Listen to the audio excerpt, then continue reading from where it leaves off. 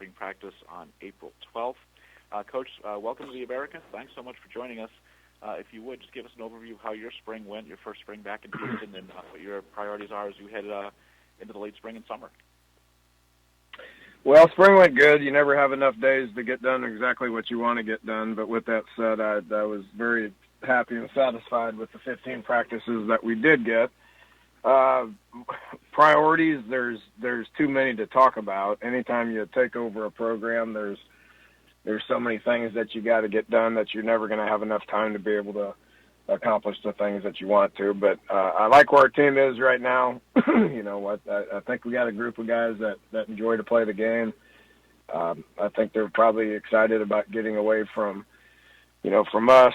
We've had 4 long months of work, and this is the time of the year that they get some free time, which is honest. Now we start finals next week, and then they have some off time for about 3 or 4 weeks. So coaches get to go recruit, which that's obviously a huge part of what this job is. When we get to recruit the city that we represent, that's important. So we'll be out and about seeing as many high school practices and high school coaches and prospects that we can here for the month of May, and then get back at it in June. Any questions for Coach Holgorsen, please? Star 1 on your telephone keypad to join the queue. Then the operator will introduce you. And next will be Mark Narducci with the Philadelphia Inquirer.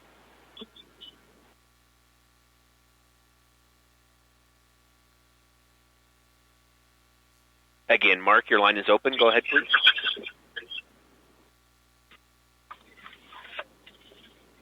Once again, Mark, your line is open. Please go ahead and ask your questions. Okay, hearing no response to that line, we'll go to Tom Shanahan with the Raleigh News and Observer. Hi, Coach. Hi,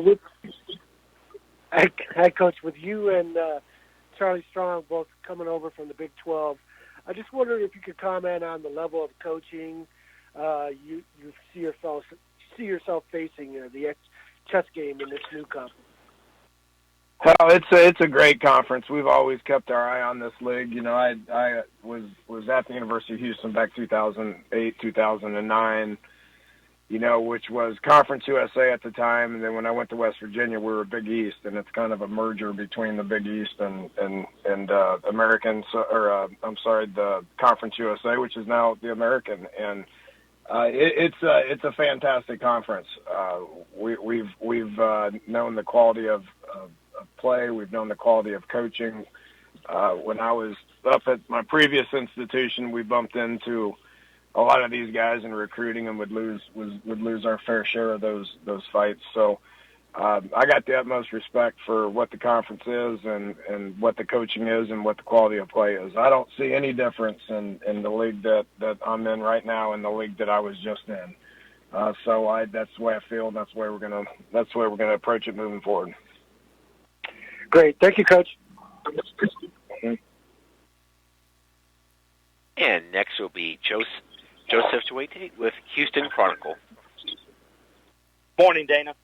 What's up, man? Good morning, Dana. How are you? Good, thank you. Just want to ask, now that you've had a chance to go through the spring, specifically on the defensive line, you added several JUCO players. Any impressions on just how that unit went during the spring? And I know you mentioned priorities, and there's a lot of them, but that one in particular, anything that stood out? Yeah, I was happy with their development. I'm probably happier with that group's development than any of the groups that we have. We moved some linebackers, going from a 3-4 where, everybody that runs a 3-4 kind of has one of those guys that could transition into a D end if you go to a 4 down front. So, obviously we did that. That's no secret. Moved some linebackers to the defensive line. I was happy with their development, happy with their improvement. Probably the deepest position that we have on the team.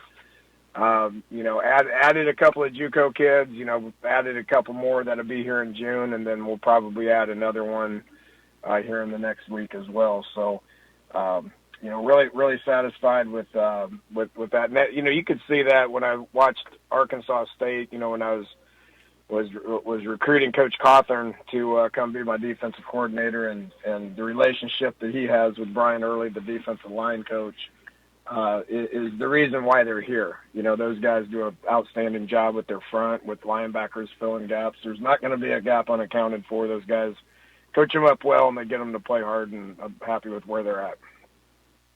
Thank you. Mm-hmm.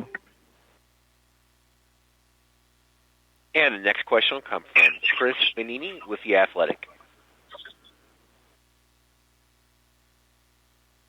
Dana, along those lines, a number of linebackers on last year's team are currently listed as defensive linemen. How do you kind of assess the linebacker situation right now, and anybody who you think is standing out? Yeah, Jordan Carmouche is a transfer from SMU that had to sit out last year, and then Terrence Edgston, a junior college mid-term enrollee.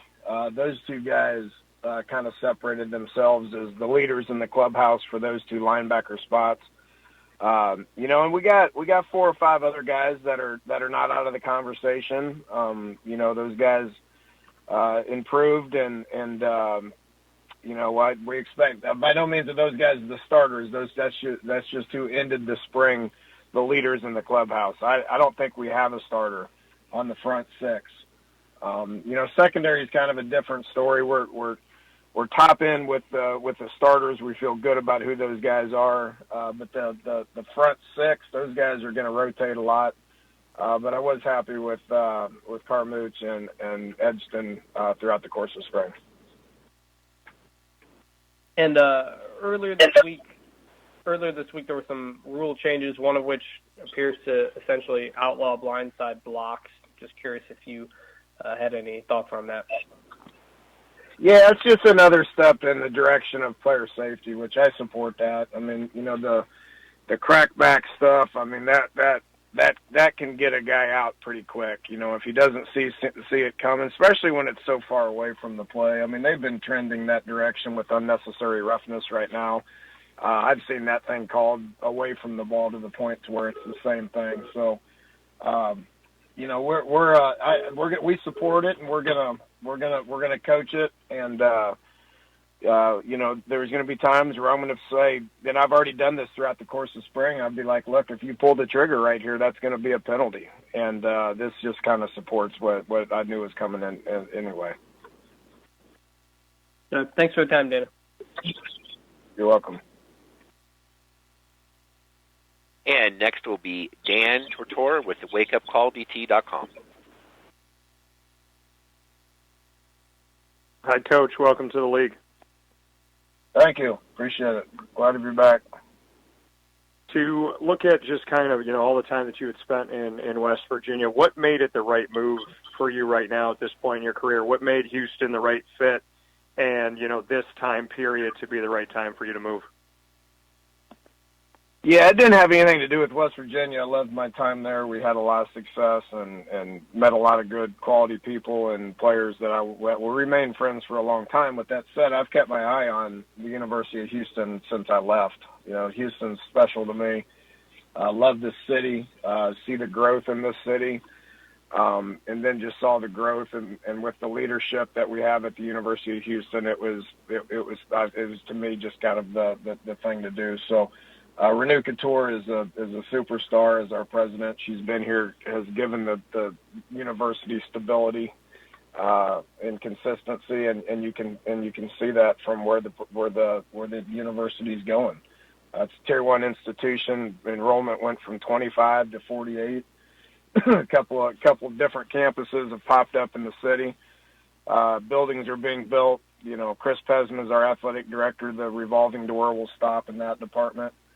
He's a Houston Cougar and a Houstonian and wants to be here. And then you got great leadership from our chairman, Tillman Fertitta, as well. You know, he knows a thing or two about building a organization and building a program as well. So, you know, I think the University of Houston's close, you know, and it's just refreshing to see like Kelvin Sampson stay put. You know, after 5 good years, he's staying put.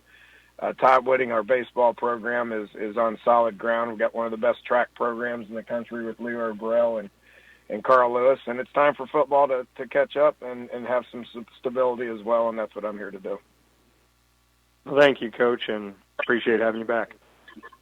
You got it. Coach, thanks for giving us a few minutes this morning. Look forward to catching up again in Newport in July.